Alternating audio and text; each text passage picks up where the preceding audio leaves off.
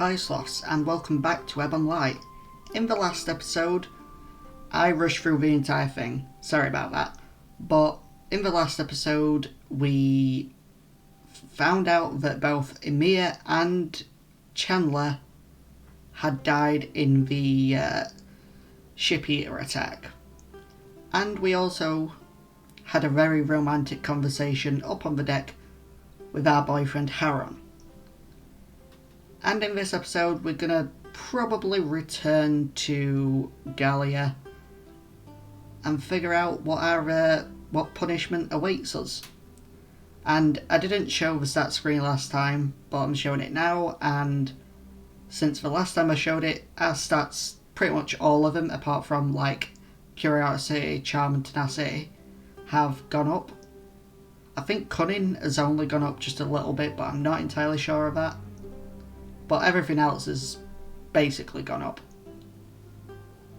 So, let's continue the story. If we started a course from anywhere else, Garloys would charge this whole ship with treason. You want to guess our odds of keeping control of the ship in this state while the majority fight us tooth and nail to save their own lives? There is no need speaking of Garloys as though his desires are absolutes any longer. And did you ever think they were? He may try to have her swiftly executed. He may try to have us all swiftly executed.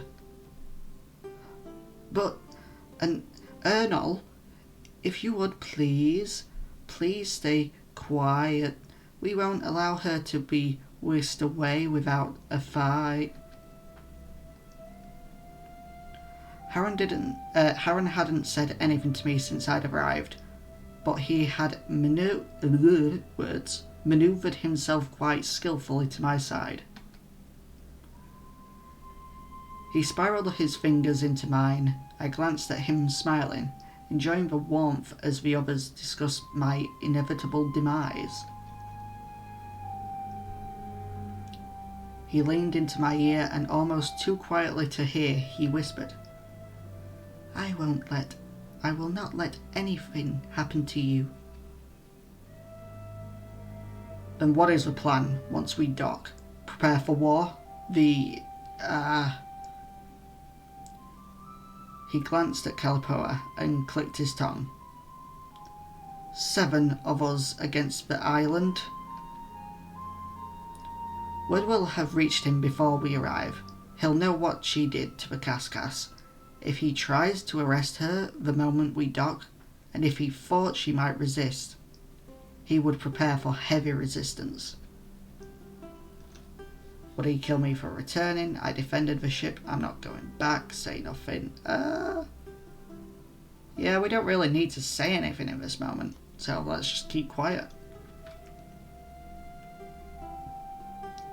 Besides, I do not think he wants all of Gallia to see firsthand what the Covental can do.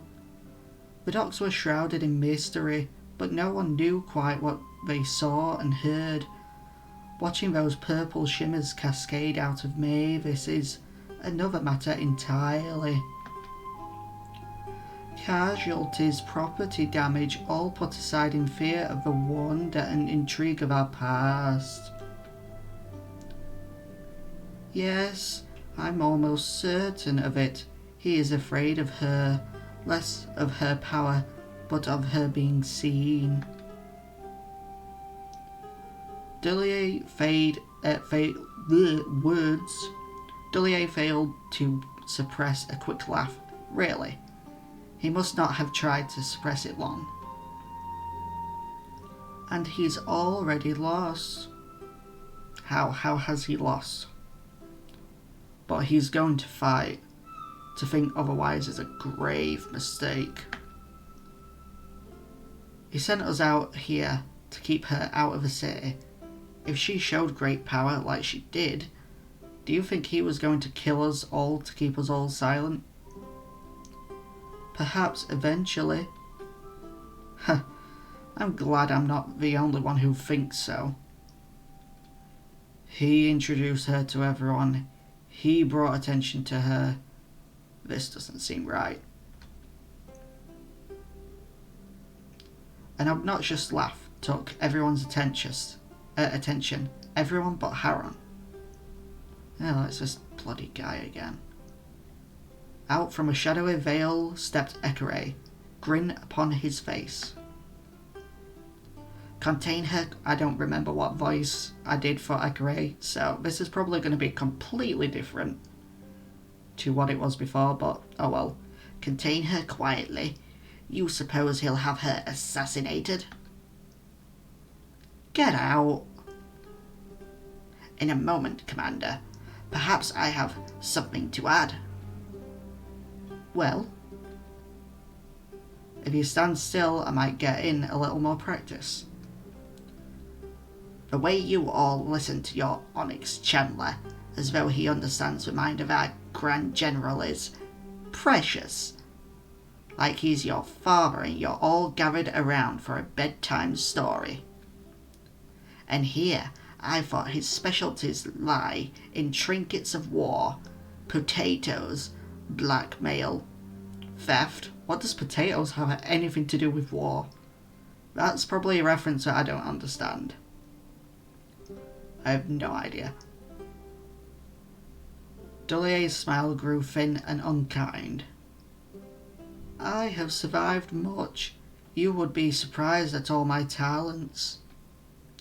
And I would not extend my own life so foolishly if I didn't believe what I was saying. Everyone dies eventually, Onyx Chandler. Everyone acts a fool in the end. I'm sure you're not here to say that. I'm here only to suggest what our mistress wishes. You, Haron. Talk to me later. The former Master Commander Mietwen, who, as our human may or may not know, is a Grand General's wife, wishes to extend her sympathies for your situation. Ha? The one who already wanted me dead? Well, I appreciate it. Is that so? Yeah, the one who already wanted me dead? The same mistress who already wanted me dead? I've said that like 3 times, bloody hell. Yes, that very one. The same one who sent you here to kill her? I haven't such limited orders, little dagger. We did not expect the Coffintal to be as interesting as it turned out to be. You are a fool. Ekere stared at Haron for a moment, expression still, before smiling, turning his attention to me. What I would suggest is you seek my mistress out, assuming she does not seek you out instead. He laughed.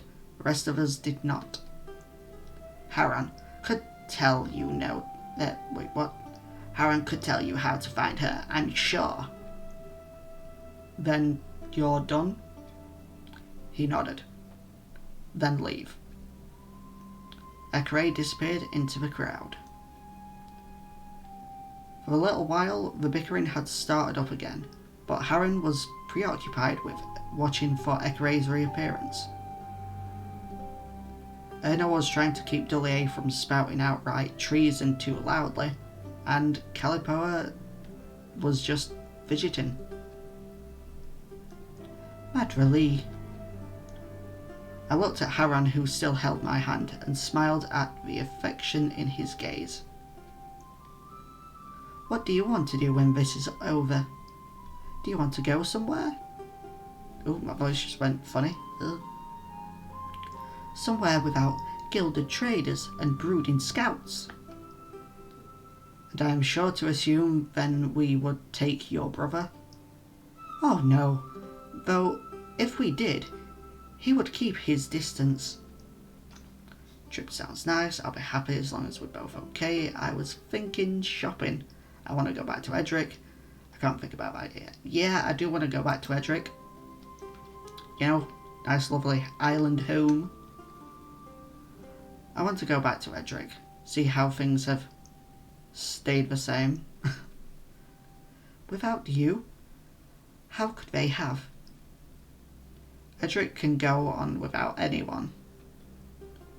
We'll see. We'll go, as soon as my grandfather loses his bite. His eyes drifted up from my mouth to my eyes and began leaning forward. His kiss was quick, although I got a feeling it was less about subtlety and more about self-control.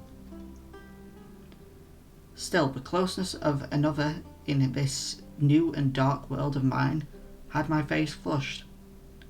Haran had his tricks. Are you two done? Nothing had truly been resolved. Delier was utterly convinced we would not arrive to a waiting army, but Garlois would not move to strike me down immediately.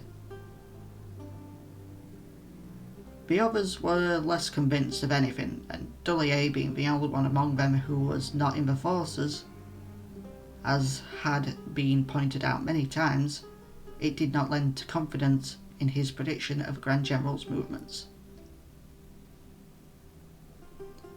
If there was an army, well, the plan then was to surrender or fight. It would be up to me.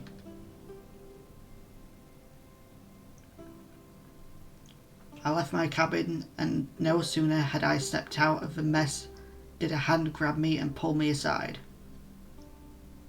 Haran had made me promise not to leave his side while we were aboard the Bastion, but I needed to get some air.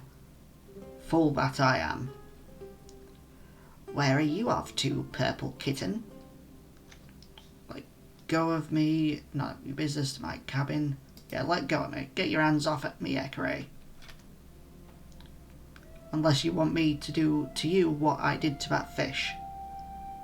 So new to power and so quick to flexing it. Isn't that always the way? But I saw you work, Mavis. It takes you time to focus your... He glanced at my forehead and tapped it with one finger. I wanted to strike him. Friend, in contrast, I'm very quick with a dagger. Then try. Let me escort you to your cabin. Shout. Yeah, let's shout. It's like, Haran! His hand muffled my shout. What a dick. Made sure to keep the cabin door ajar and to stay as far away from Ekere as possible. Well? Tell me, is there just the one ancient voice in your head? What? Ekere smiled and thought in silence for a moment. My mistress would ask something of you. I suggest you not deny her. Yeah, excuse me, what? Pardon? What did you say? When Mietwen comes to you and asks for your service, I heartily suggest you abide by her wishes. She does not take rejection, disappointment, or frustration well. And, if you're lucky, you may find yourself in her shelter. Not a warm shelter, but shelter. It seemed likely enough with the hysterics you surround yourself with, you had formed some unfavourable preconception of her. Had she not ordered my death through you? When you were a nuisance, you're more akin to a gaping wound now. Does that not please you? Why would it please me? I thought perhaps you might appreciate your power. Regardless, I suggest you keep an open mind. I suggest you think carefully about how scared you wish to be of the shadows. And I suggest you recognize your chances as they come. So you came here to threaten me? He smiled, appearing almost bored as he inspected his hand. The little dagger is very infatuated with you, isn't he? Haran? How could you tell? Is this where you sow doubt and discontent? Why do you call him that? Yeah. Is this part of the conversation where you attempt to turn me against him? He inclined his head. Would you prefer we skip it? Yes. Yes, I do prefer we skip that. Does it not make you wonder? Does it not make you suspect? Both his calling and his grandmother set against you while he grows close and professes such unquestioned devotion?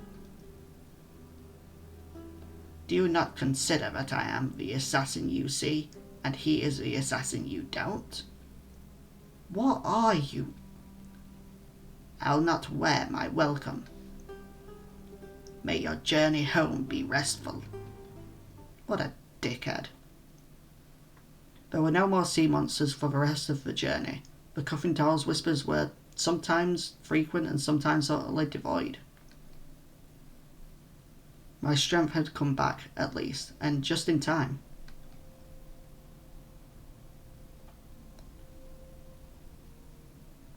Gallia crept up on the horizon as the bastion approached. I was with my assembly of allies, however loose the term may be used. Saffron stood behind me, hands balled into fists and eyes sharp and cutting. She was there as duty required, and only because it was required. Or, perhaps, she was there to get a good view of what I would be returning to. Probably both. I don't think it's a good idea to have her up here when we dock. There is no army awaiting us. The wyverns have preceded us. Garley's had scheduled an appointment for tomorrow. How trusting you are of the wyvern's messages. This makes sense. That is what I trust. Madrilly, what are you thinking? I glanced at Haran as best I could with his voice in my ear. His eyes appeared wide and eager. Today may be the day I die. It'll be good to get on solid ground. It'll be nice to have some privacy about whatever's next. The Cuffingtall has been quiet again. I don't know.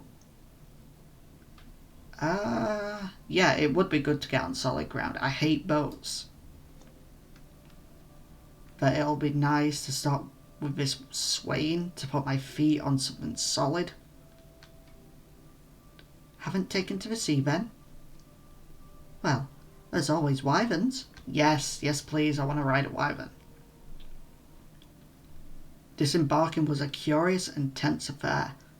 There was a small company of soldiers waiting us in formation, and many others eager to see us, but no grand defence that appeared ready to detain us by force. Only Dullier trusted this fully, his smile broader and smoother than ever before. Greetings, Commander Calipoa. I'm not even going to bother trying to pronounce that. Fuck off. Thank you. Are you... We are here to assess the bastion. Now I see. Her hand never left the hilt of her sword, and this stance shared with Ernol, Haran, Vaden, and Leisaga. By their own terms. Oh, and... Commander? Kelly sucked in a breath through her teeth. What? Curfew is sunset, ma'am. You've probably not heard? A curfew? By the looks of the other's faces, this was not normal. Dullier, of course, only looked all the more pleased. It was a little disturbing. Why was a curfew, sir? There have been attacks on the cast, conspiracies. It was ordered last week. Excuse us. Cautiously, we walked around the formation of soldiers, only to be mauled by the group of observers who'd assembled. They shouted at me, questioning me, and only half in the tongue I knew well. We should answer them.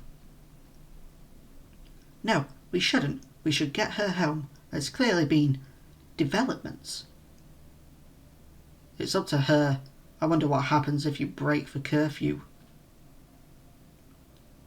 She needn't fear answering questions. We needn't fear Garloy's curfews either. Mavis, do whatever you want. Go on, let's answer some questions. I will answer what I can. Speak slowly in her tongue. Speak slowly in her own tongue. She is not perfectly fluent yet.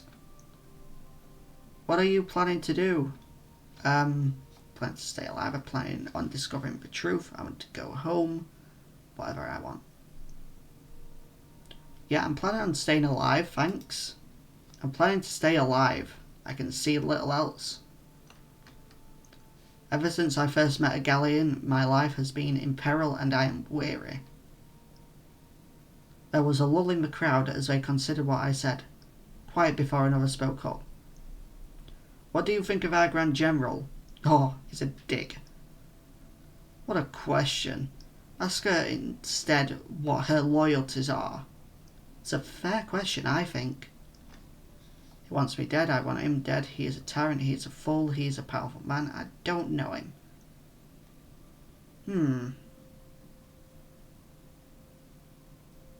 He is a tyrant, but he's also a powerful man. But he is also a fool. I don't really... he's a tyrant, yeah. He is a tyrant. He rules as though his will alone is all that matters. How did that happen? You are all so proud of yourself, so arrogant. I shook my head. Delier reached for my arm, intent on pulling me away from the crowd. I think that's sufficient. And to what are you loyal to? Human? Myself, the good of us all, the truth, justice, Gallia, nothing. The truth. Yeah. The truth. That is what I fight for.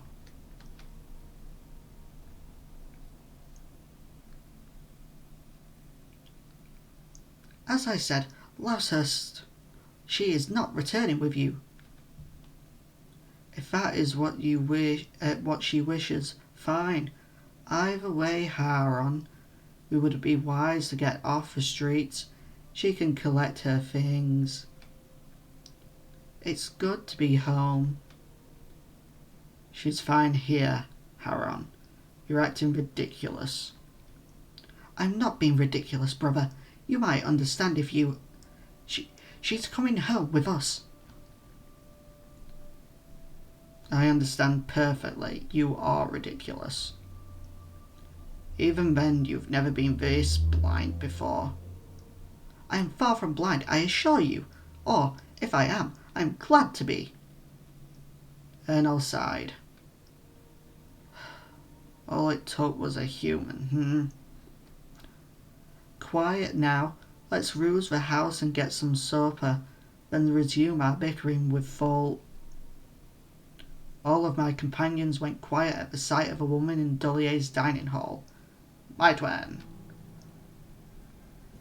I had no idea who she was, yet I could tell from the tension in the air and written on the faces of those around me that she was not a friend. Mietwen? Grandmother! He sounded surprised, floundering to make his voice pleasant. A pleasantness I knew to be fake as I watched him step in front of me. Is everything all right? No. Tell me who this human is, grandson. Of course, grandmother. I would be glad to. This is my love, Mavis Sloth.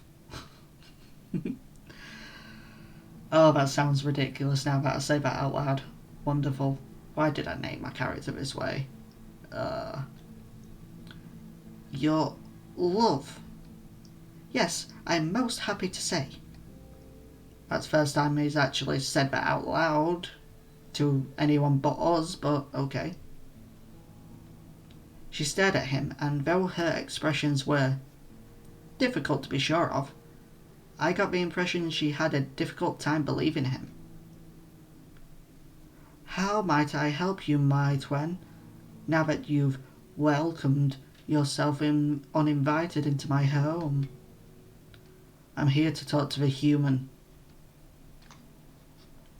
Mavis attempts to hide. What can I do for you, Mietwen?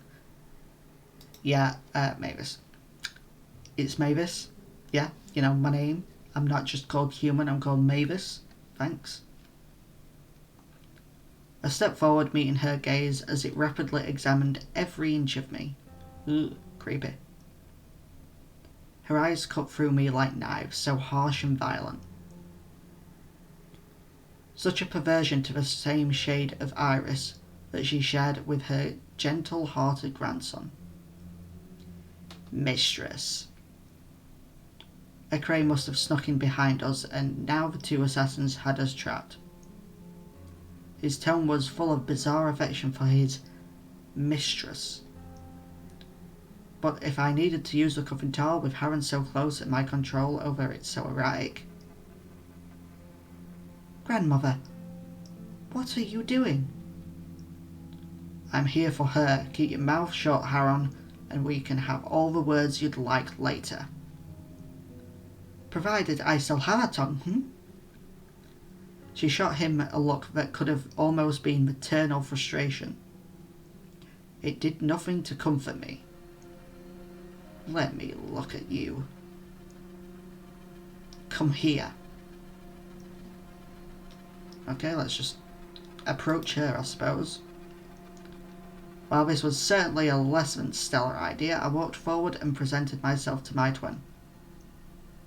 She continued her examination of me, and despite all of my defences, if I had any at all, I got the feeling she could see through everything. I got the feeling she could read my thoughts.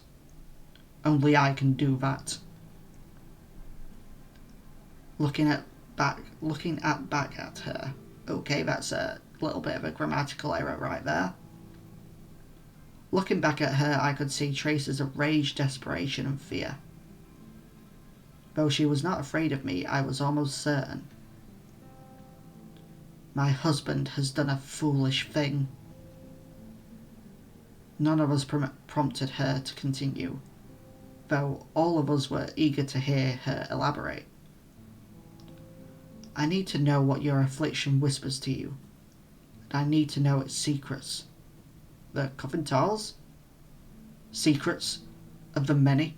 She wants to claim that which her obsession keeps her from her. And you will tell me everything. Because if you do not, there will be no hope for you. It was a distinct threat. Something in the venom of her words told me she would relish the thought to rob me of hope. An awful lot to ask. I will do as you please, as you wish. It is an awful lot to ask. That is a lot to ask, Mietwen. I do not think I... oh, excuse me, coughing a bit there. I do not think I could satisfy you when I myself understand so little. Answer my questions as they come and submit when demanded. By doing whatever you ask. The island is crumbling beneath us. The dead are rising from the sea. A metaphor, the dead are doing no such thing. You see, madness comes in many forms. Perhaps it is from you and not I. She seemed utterly incensed. I was not happy to be trapped with her like this, especially now that she had been reduced to lyrics. And my full husband has thrown himself into the sea. What are you talking about? We have possession of a coffin tower for decades. Gorlois had most of them destroyed. A small number of the best preserved were kept hidden. A scandalised gasp came from her grandsons. Lacey might have looked surprised, but at least he hadn't made a noise. And Dollier? When I looked at him, his face betrayed nothing. So distinctly nothing that I thought, oh, I don't have enough cunning to say what I thought. So I'll just say nothing. Garlois has consumed Cuffintal, as the girl has. Got as the words. He has not left his chambers. He will not see me.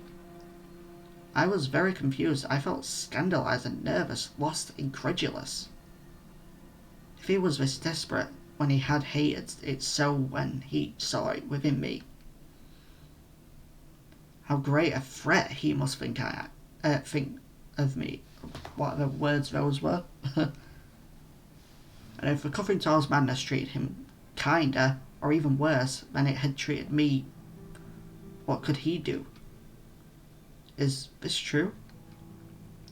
Why would I lie? But it was not her I was asking. Are you so easily deceived?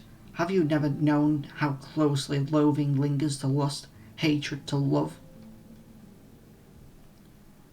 And you want Mavis to tell you what to expect? Are you looking for a way to cure him? To assist him? Subdue him? I am going to destroy him. What? I was very confused indeed. He has gone where I cannot. He thinks himself a martyr to the service of people who will never know his sacrifice. Grandmother, he is not a martyr yet. Mavis is yet healthy, her mind whole. There is a chance, but grandfather... No! He is my husband. My husband. Silence followed. And on that note, I'm going to end this episode. I hope you enjoyed this episode. Please like and subscribe. It's always free. And I'll see you later.